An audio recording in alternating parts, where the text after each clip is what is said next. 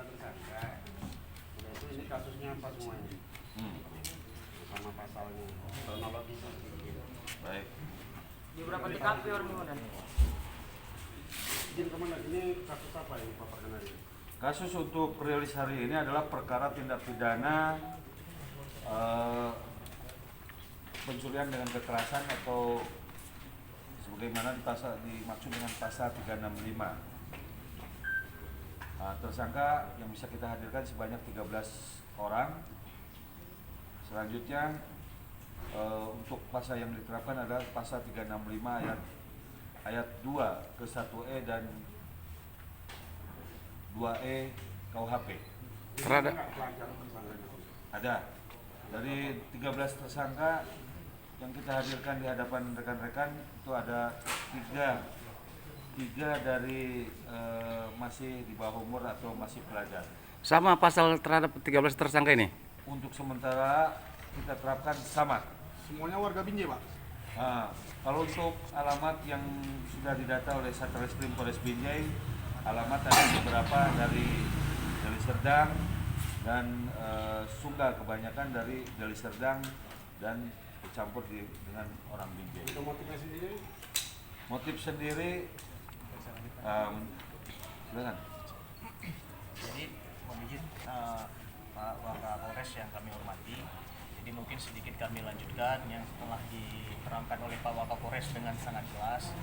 Jadi untuk modus para pelaku ini, jadi mereka itu biasanya mencari tempat-tempat yang sepi, di mana ada lokasi yang wilkumnya masih Binjai, tapi itu wilayah administratifnya di Deli Serdang. Jadi mereka bekerja secara kelompok. Pada saat mereka melakukan turun, minimal mereka itu 5 sampai dengan sekitar 9 orang. Jadi sekitar 5 sampai 9 orang. Jadi modusnya itu mereka membagi tugasnya masing-masing. Jadi ada tugas yang bagian memepet, ada tugas satu motor yang bagian mengancam dengan alat bukti celurit seperti yang ada di meja. Lalu setelah korban berhasil dipepet, pada saat itu juga pengakuan dari mereka biasanya korban spontanitas meninggalkan atau mencapak sepeda motornya. Disitulah ada tugas khusus dari mereka yang mengambil sepeda motor dan membawa kabur sepeda motor itu. Lalu rekan-rekan, mungkin ada saya tambahkan juga sedikit, mungkin ini pengungkapan terbesar terkait begal oleh Satreskrim Polres Binjai, di mana kami menindaklanjuti komitmen dari Bapak Kapolres, di mana kita harus menciptakan kondisi yang kondusif, terutama di wilayah hukum Polres Binjai. Jadi dari sekitar 14 pelaku yang kita amankan ini, mereka melakukan sebanyak 39 TKP. Waduh. 39 TKP itu terdiri dari Polres Binjai sebanyak 26 TKP begal, Polres Langkat sebanyak 4 TKP begal, Polres Tabes Medan sebanyak 9 TKP begal.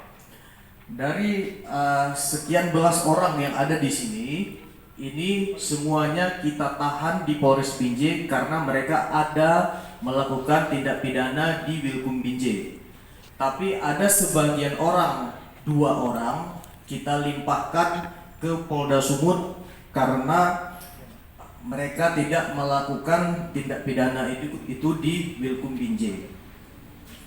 Dan perlu rekan-rekan ketahui juga, kegiatan kami ini kami juga di backup oleh Polda Sumut dan bersama-sama melakukan pengungkapan besar ini. Harapan kami juga dengan adanya pengungkapan ini, Bapak Kapolres menyampaikan semoga kita dalam menyambut pemilihan pemilu ini bisa kita jalankan dengan cara aman dan damai dan kondusif. Mungkin itu yang saya sampaikan. Apa ada yang mau ditanyakan? Dari melihat tersangka ini, apakah ada yang termasuk dalam kelompok geng motor, Pak? Untuk kelompok geng motor itu masih kita dalami. ini. Tapi ada beberapa memang mereka Aneh-aneh tergabung jadi. dalam kelompok komunitas, tapi kita belum bisa menyimpulkan apakah itu geng motor atau bukan. Pak, komunitas saudara keluarga berdarah apa benar namanya, Pak?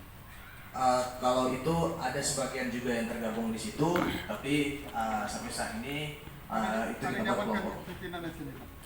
Kalau pimpinannya masih kami dalamin, tapi sebagian ada dari anggota kelompok komunitas tersebut. Untuk barang bukti sepeda motor jual kemarin. Ah ya itu dia. Untuk sepeda motor, untuk barang bukti, seperti yang rekan-rekan lihat, ini ada beberapa yang kita amankan barang bukti, tetapi sampai saat ini, karena pengungkapannya ini masih 2 hari ke belakang, jadi kami terus masih bekerja untuk mengungkap, mengejar, sehingga bisa terkumpullah barang-barang bukti lainnya, dan masih bisa mengungkap TKP-TKP lainnya, tidak hanya di Polres Binjai, tapi di Bilkum Polda Sumut. Pak Kasat, melihat dari cara main dari para pelaku ini, apakah dapat dikatakan sebagai sindikat curanmor, dan kedua, apakah mereka terafiliasi ke ormas atau hal tertentu? Ya.